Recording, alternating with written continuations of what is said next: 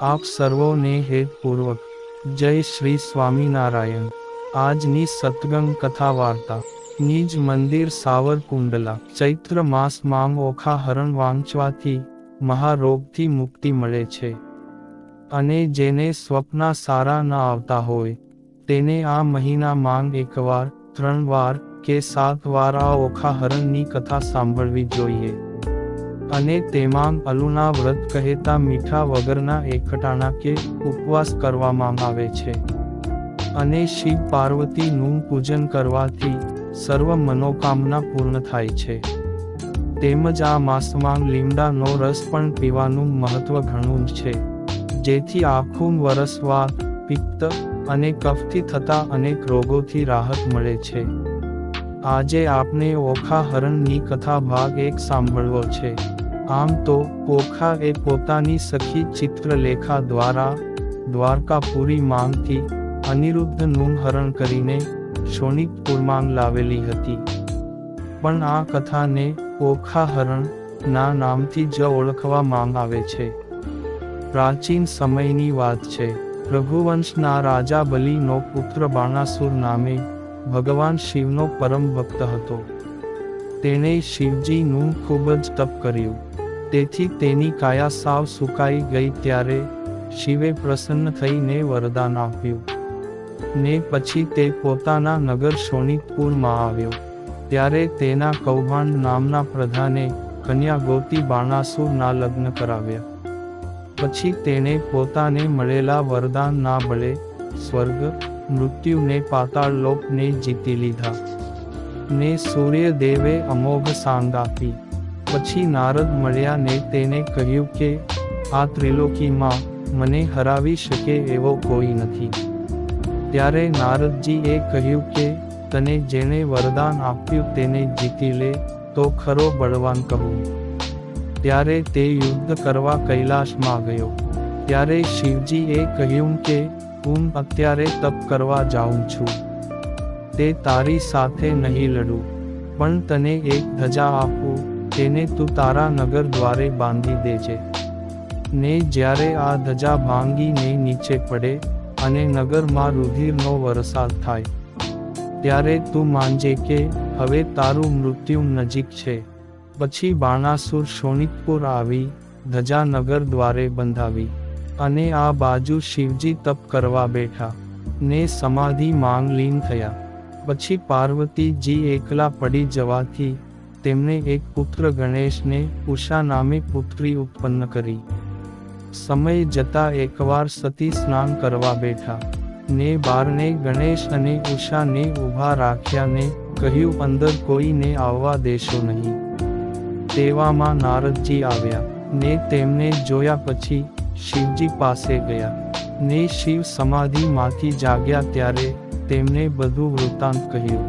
ત્યારે શિવજી કૈલાશ પર આવ્યા ને અંદર જતા ગણેશજીએ રોક્યા ને બંને વચ્ચે યુદ્ધ થયું। ત્યારે ઉષા ભયભીત થઈ ત્યાંથી ભાગી ગઈ ને શિવજીએ ગણેશનું માથું કાપી નાખ્યું ને અંદર જઈ પાર્વતીને પૂછ્યું કે બહાર ઊભેલા ઉત્કંઠ બાળકો કોણ છે?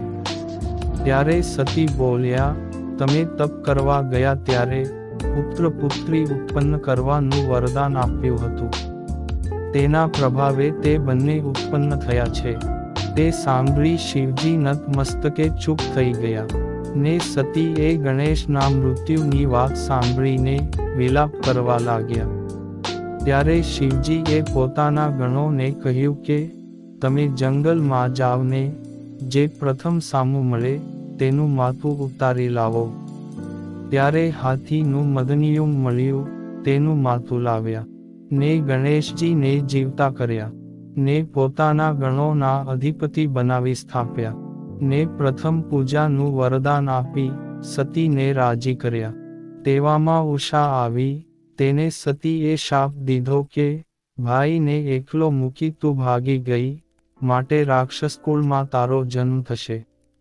તે સાંભળી ઉષા થરથર ધ્રુજવા લાગી। ત્યારે તેના પર દયા લાવી વરદાન દીધું કે તું દૈત્ય કુળમાં જન્મીશ અને દેવકુળમાં તારા લગ્ન થશે, તેમજ તારા જન્મના માસમાં અલુના વ્રત ઉપવાસ કરશે તે મહારોગની પીડાથી મુક્ત થશે ને જન્માંતે કૈલાશમાં વાસ થશે. હવે આ બાજુ એક વખત સવારના સમયે બાણાસુરને પોતાના મહેલની અટારીમાં ઊભેલો જોઈ સફાઈ કરનારી બાઈએ પોતાનું મૌન ફેરવી લીધું. તે જોઈ રાજા એ નીચે આવી તેને પૂછતા તે બાઈ બોલી કે તમારે કોઈ સંતાન નથી. તે વાંજિયાનું મોઢું જોવાથી અપશુકન થાય. તે સાંભળી બાણાસુરને ખૂબ દુઃખ થયું ને શિવજી પાસે આવી પોતાનું વૃત્તાંત કહ્યું. ત્યારે શિવજીએ ચિત્રગુપ્તને બોલાવી તેની પાસે તેને આગળના જન્મની વાત જાણી કહ્યું કે આગળના જન્મમાં તું એક વણિક શેઠ હતો ને જ્યારે જમવા બેઠો હતો ત્યારે તારા બાળકે આવી માટીવાળા હાથે જમવાનું માગ્યું ને તું તેને ખીજાયો ત્યારે તે નારાજ થયો ને તે કર્મવશાત તારા એક નહીં પણ 7 જન્મ સુધી કોઈ સંતાન નહીં થાય. તે સાંભળી બાણાસુર દુઃખી થયો. ત્યારે ઉમિયાજીએ રાજી થઈને દીકરીનું વરદાન આપ્યું. ત્યારે આકાશવાણી થઈ કે તેને ઘેર જે દીકરી જન્મશે તે પોતાના ઈચ્છિત વરને વરી તારા 1000 હાથનો ભાર ઓછો કરશે. પછી તે રાજ્યમાં આવી રહ્યો ત્યારે પોષ માસથી પૂર્ણ માસે તેમને ત્યાં દીકરીનો જન્મ થયો ને તેનું નામ ઓખા રાખ્યું. ત્યારે પરીક્ષિતે તે શુકદેવજીને પ્રશ્ન કર્યો કે ચિત્રલેખાનો જન્મ કેમ અને ક્યાં થયો, તેની કથા મને કહો. ત્યારે શુકદેવજી બોલ્યા, જ્યારે બાણાસુરે સ્વર્ગલોક ઉપર ચડાઈ કરી ત્યારે દેવતાઓ ત્યાંથી ભાગી પાતાળમાં ગયા. ત્યારે વરુણ લોકમાં એક કન્યા ઉત્પન્ન થઈ ને તેણે દેવતાઓને કહ્યું કે બાણાસુર નિત્ય પાતાળમાં પોતાના પિતાજીના દર્શને આવે છે ને હવે જ્યારે આવે ત્યારે તેની દીકરી બનાવીને તમે મને રાજાને સોંપી દેજો. ત્યારે દેવતાઓએ તેમ કર્યું. ત્યારે તેની સાથે તેનો પ્રધાન કૌભાંડ પણ હતો. તેણે રાજાને વિનંતી કરી કે તમારે તો એક પુત્રી છે, તો આ બીજી પુત્રી મને આપો તો મને પણ કન્યાદાનનું સુકૃત પ્રાપ્ત થાય.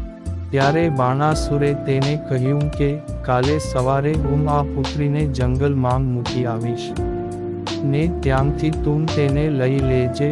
પછી બીજે દિવસે કૌભાંડ તે દીકરીને લેવા ગયો.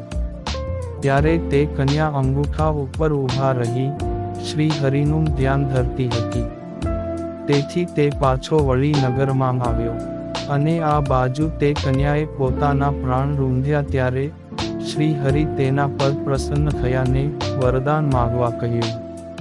ત્યારે કન્યાએ માગ્યું કે હું 3 કાળનું જાણી શકું અને સદેહે આકાશમાં ઉડી શકું તેવું વરદાન આપો. ત્યારે શ્રી હરિએ કહ્યું તથાસ્તુ. પછી ખટ માસ પૂરો થયે પ્રધાને ત્યાં આવી પુત્રીને લઈ નગરમાં આવ્યો ને રાજા તેમજ પ્રધાનની એમ બંને પુત્રીઓ બાલ્યાવસ્થા પાર કરી યુવાનીમાં પ્રવેશ કર્યો ને રાજાને આકાશવાણીનું સ્મરણ થતા ઓખાને મંદિર માળિયામાં નજરકેદમાં રાખી પ્રધાનની પુત્રી ચિત્રલેખાને તેનું ધ્યાન રાખવાનું કહ્યું.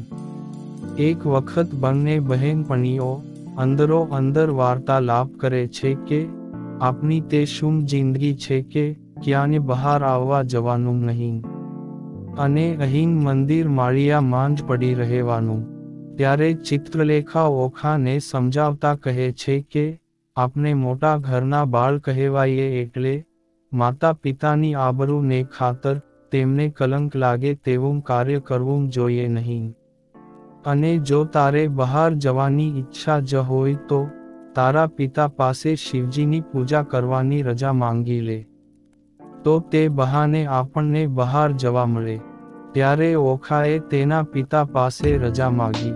ત્યારે રાજાએ ના પાડી કહ્યું કે શિવજી અહીં આવે ત્યારે તેની પૂજા કરી લેજો.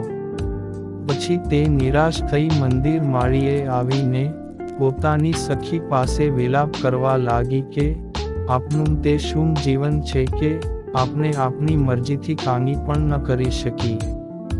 ત્યારે ચિત્રલેખાએ કહ્યું કે હમણાં શ્રાવણ માસ આવશે, ત્યારે ગૌરી માતાનું પૂજન કરી તેમને રાજી કરશું.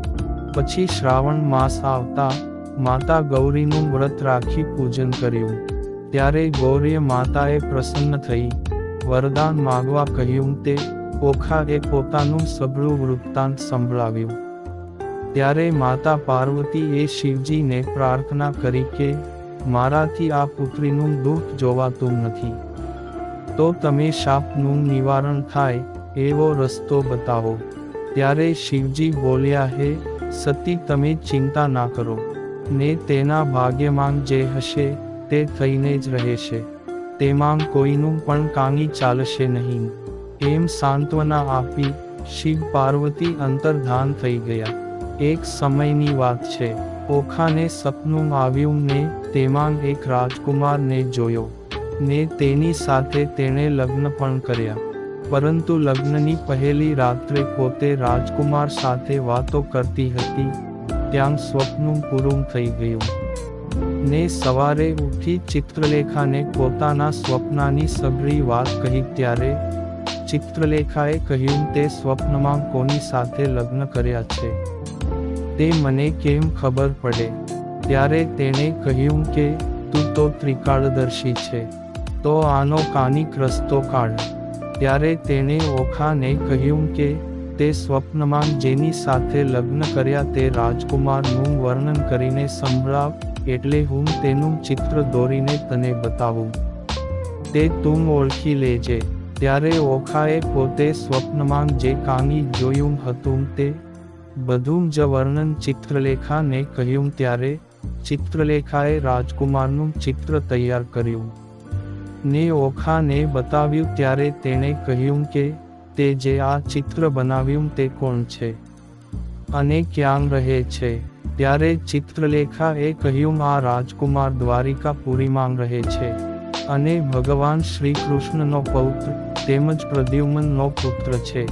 ત્યારે ઓખા બોલી, હવે તે મને કેમ મળે તેનો રસ્તો બતાવ. ત્યારે ચિત્રલેખા બોલી, આ કાર્ય તો ખૂબ જ અઘરું છે. દ્વારિકાપુરીની ચોકી માટે ભગવાન શ્રી કૃષ્ણએ સુદર્શન ચક્ર મૂક્યું છે, તેથી ત્યાં કોઈ પણ પ્રવેશ કરી શકે નહીં. ત્યારે ઓખા બોલી, હું તે કાંઈ ન જાણું, પણ તું મારી સાચી સહેલી છો, માટે કોઈ પણ યુક્તિ અજમાવી તે રાજકુમારની અહીં લઈ આવ. ત્યારે ખૂબ વિચાર કરીને ચિત્રલેખા બોલી, હે સખી, તું ચિંતા ન કરીશ, હું જરૂર તેને અહીં લઈ આવીશ. એમ કહીને તે આકાશ માર્ગે ઉડી. તે રસ્તામાં નારદ મુનિ મળ્યા, તેને ઓખાનું વૃત્તાંત સંભળાવ્યું. ત્યારે નારદ મુનિએ કહ્યું, હું તને મદદ કરું, પણ મારું નામ ક્યાંને આવવું જોઈએ નહીં. ત્યારે ચિત્રલેખાએ કહ્યું, ઠીક છે મુનિવર, તમે મને મદદ કરો. ત્યારે મુનિવર બોલ્યા, આપણે દ્વારકાપુરીમાં જઈએ ત્યારે હું સુદર્શન ચક્રને વાતો કરવા માટે ઊભું રાખીશ. ત્યારે તારે તારું કામ કરીને નીકળી જવાનું. આમ બંને એ નક્કી કરી દ્વારકાપુરીમાં આવ્યા ને નારદજીએ સુદર્શનજીને થોડીવાર સત્સંગ કરવા બેસાડ્યા. ત્યારે ચિત્રલેખા દ્વારિકાપુરીમાં જઈ પ્રદ્યુમ્નના પુત્ર અનિરુદ્ધને ગાઢ નિદ્રા અવસ્થામાં ઢોલિયા સહિત ઉપાડીને ચાલી ગઈ. પછી નારદજીએ સુદર્શનજી સાથે વાર્તાલાપ પૂરો કરી ત્યાંથી ચાલ્યા ગયા. સવાર પડતા પ્રદ્યુમ્નના મહેલમાં અનિરુદ્ધને જોયો નહીં. ત્યારે બધા આમતેમ ગોતવા લાગ્યા, પણ ક્યાંય ભાળ મળી નહીં. ત્યારે તે વાત ભગવાન શ્રી કૃષ્ણને કહી. ત્યારે શ્રી હરિએ પોતે જાણતા હોવા છતાં કશું જ કહ્યું નહીં ને સુદર્શન ચક્રને બોલાવીને પૂછ્યું કે તમે દ્વારકાપુરીનું રક્ષણ કરો છો, તો રાત્રે અહીં કોણ આવ્યું હતું? ત્યારે સુદર્શને કહ્યું, કાલે રાત્રે નારદજી સિવાય બીજું કોઈ અહીં આવ્યું નથી. ત્યારે ભગવાન શ્રી હરિએ નારદજીને યાદ કર્યા અને તેને પૂછ્યું, પણ શ્રી હરિની મરજી જાણી તેઓ પણ ચૂપ રહ્યા અને કહ્યું કે હું અહીં આવ્યો હતો ને થોડીવાર સુદર્શન સાથે સત્સંગ કરીને પાછો ચાલ્યો ગયો હતો. આ બાજુ ચિત્રલેખાએ અનિરુદ્ધને શોણિતપુર માંગ લાવી મંદિર માળિયામાં મૂકી દીધો ને ઓખાને કહ્યું, હવે તો આનું ધ્યાન રાખજે. પછી બંને સખીઓ વાતો કરતી હતી ત્યારે સવાર થતાં અનિરુદ્ધ જાગ્યા. તે ચારે બાજુ જોવા લાગ્યા. આ હું ક્યાં આવી ગયો? આ મારી દ્વારકા નથી ને સામે નજર કરતા જોયું તો બે યુવતી વાતો કરતી હતી. તેને જઈને પૂછ્યું, તમે કોણ છો અને હું અહીં કેમ આવ્યો? ત્યારે ચિત્રલેખાએ કહ્યું, મારી આ સખી ઓખાએ સ્વપ્નમાં તમારી સાથે લગ્ન કર્યા છે. તે હું તમને અહીં લાવી છું ને હવે તેનું સ્વપ્ન સાકાર કરો ને તેમની સાથે લગ્ન કરો. ત્યારે અનિરુદ્ધ બોલ્યા, અમે તો જાદવ કુળના રાજકુમાર છીએ ને તમે કોણ છો? ત્યારે ઓખાએ કહ્યું, અમે કૈલાશપતિ મહાદેવના મહાન ભક્ત બાણાસુરના પુત્રી ઓખા છીએ. ત્યારે અનિરુદ્ધ બોલ્યા કે તો તમારી સાથે અમારો કેમ મેળ થાય? ત્યારે ચિત્રલેખા બોલી કે તમારા દાદા શ્રી કૃષ્ણ જાંબુવંતી રીંછડીને પરણ્યા ત્યારે તમારું જાદવ કુળ કેમ ન લજાયું? આવી રીતે શ્રી હરિની અનેક લીલાની વાત કરી ત્યારે અનિરુદ્ધ તેનો કોઈ જવાબ ન આપી શક્યા. અને ઓખા સુંદર તો હતી જ એટલે એની સાથે લગ્ન કરવા તૈયાર થઈ ગયા. પછી ચિત્રલેખાએ મંદિર માળિયામાં અગ્નિ પ્રજ્વલિત કર્યો ને 4 મંગળ વર્તાવી બંનેના લગ્ન કરાવ્યા.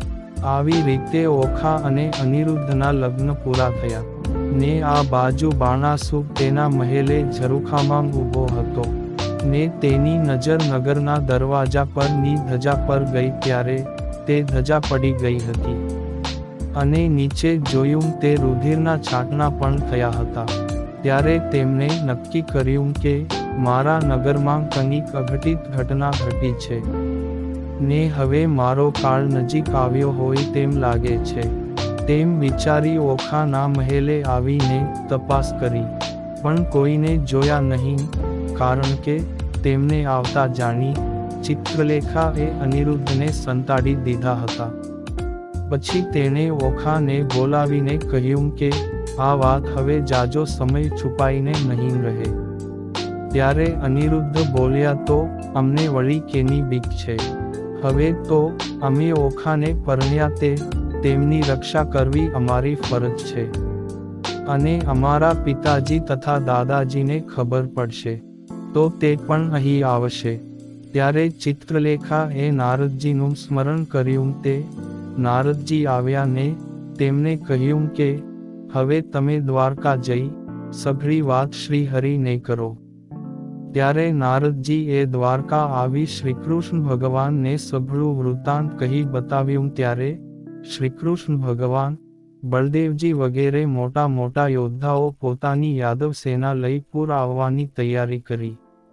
આ બાજુ રાજાએ કૌભાંડને છુપી રીતે જઈ મંદિર માળિયામાં તપાસ કરવા કહ્યું. તો જાણવા મળ્યું કે મંદિર માળિયામાં એક અપરિચિત પુરુષ ઓખા સાથે બેઠો બેઠો વાતો કરતો હતો. પછી બાણાસુરે પોતાની સેના તૈયાર કરીને પ્રધાનને મોકલ્યો ને કહ્યું કે મંદિર માળિયામાં જે કોઈ પુરુષ હોય તેને પકડીને મારી પાસે હાજર કરો ને હવે આગળની તેની કથા વાર્તા આપને અત્યારે નહીં પણ બીજા ભાગમાં સાંભળશું. અત્યારે આપ સર્વને ભાવથી જય શ્રી સ્વામિનારાયણ.